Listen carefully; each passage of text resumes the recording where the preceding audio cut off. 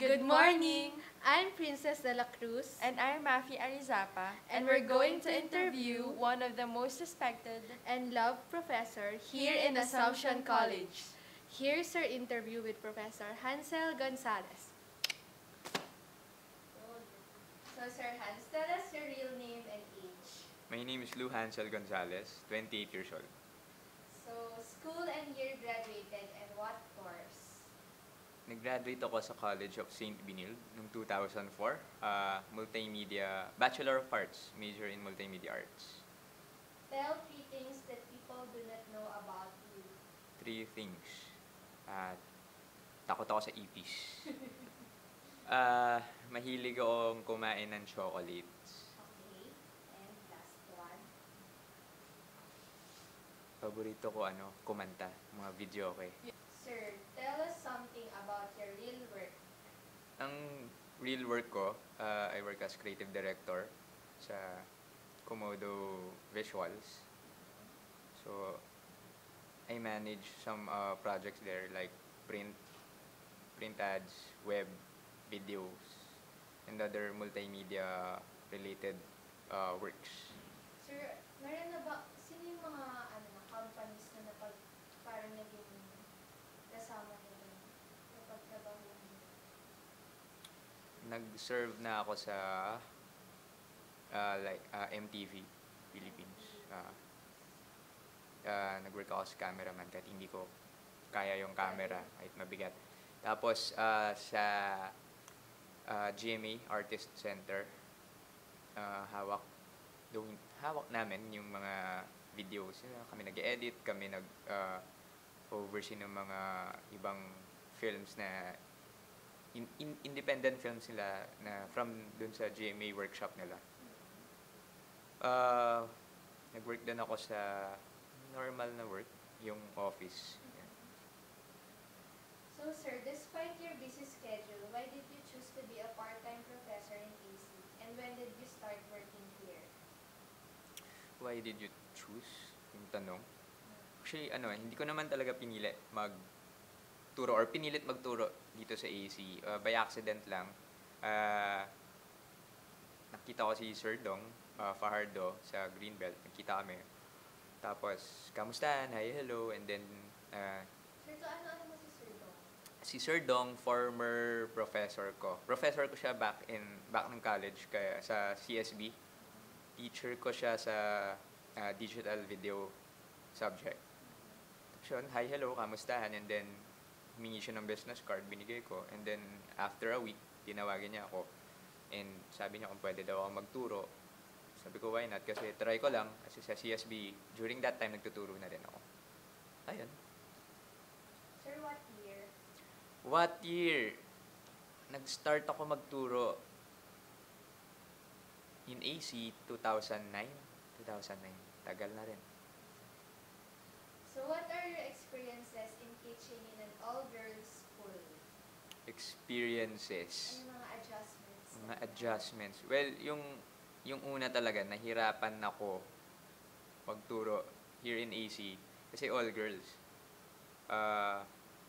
Yung memorable sa akin, nahirapan akong kumain. Hindi ako kumakain sa canteen nung first sem ko dito. Kasi pagkakain ako sa canteen, parang pinagtitinginan ako na parang may naliligaw na bata or visitor. Kasi yung ID, hindi ko naman sinusuot eh. Tapos, mahirap din mag-adjust sa classroom. Hindi ako pwede maging strict kasi hindi naman ako mukhang nakakatakot. Hindi effective. Mga students ko pa nun, tingin sa akin, bata. Kasi para napag-utusan ng bumili ng suka. Sir, how do you manage your time? Well, may secretary ako. Joke lang. Joke lang. Manage. Meron akong 3 planner. Yung 3 planner na yon, first 2 months lang yung may sulat. The rest wala na. Bakit? Hindi ko naman talaga siya ginagamit. Pero yung time management, wala. Parang lang, bahala na. Hindi ka naman parang nade-delay sa mga ginagawa ko, sa bahala na attitude. May times na nadidelay. may times na hindi ko rin nasusunod yung kailangan kong gawin, yung mga task. Pero, Sir, nagka-cram ka ba? Kahit professor ka na? oo naman, nagka-cram din ako. Ang ginagawa mo kapag malapit ng deadlines, tapos wala, parang madami pang gagawin?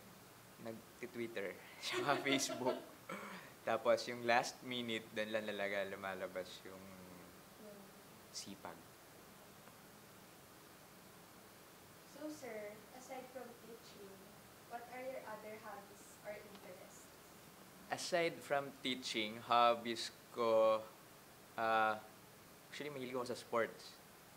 What sport? What particular sport? Basketball. Kaya lang di halata, si height. Yes, basketball. Pero love na love ko mag-basketball. Tumakbo.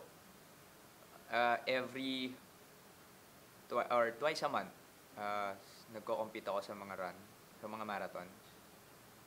And mga sports na like wall climbing, mga speed wall climbing, karting. Sa kung saan medyo hyper. Sir, di Gusto ba ko nung yan. college ka, varsity ka na? Nung college, oh. Ano ulit yung sport mo? Nung college, sa Binild, varsity ako ng track and field. As in from first year to fourth year? From first year to fourth year. Scholar ka, sir? Mm-mm. Yes. Loko ko neto. So, sir, future plans in terms of career, love life, personal life? Sa career, lately lang, I've been thinking kung by next year, lumayo muna ako sa teaching. Hindi muna ako magtuturo. So, Mag-explore, wala. mag-explore muna ako sa ibang other field. Pero, nag-iisip pa lang. Kasi gusto ko rin i-try ulit bumalik sa corporate na setting. Pero hindi ko pa rin ma-weighin yung options. Pero siguro, bahala na rin kung saan mapunta. Kasi mahirap din naman mag-give up ng teaching profession kasi hindi siya stressful as compared sa office setting. Yun yung sa career. So, sir, you are a communication professor. What are your advices to communication students on how to be responsible future media practitioners? First of all, mahalin nila yung kursong pinasok nila. And pag nagtapos sila, kung naman yung job na makuha nila, ilagay nila yung heart nila doon. Para maging isang responsableng media practitioner, syempre, yung mga sasabihin or lalabas na information sa inyo or ibabahagi nyo sa tao, dapat yung katotohanan lang. Sir, thank you so much, Sir Ha,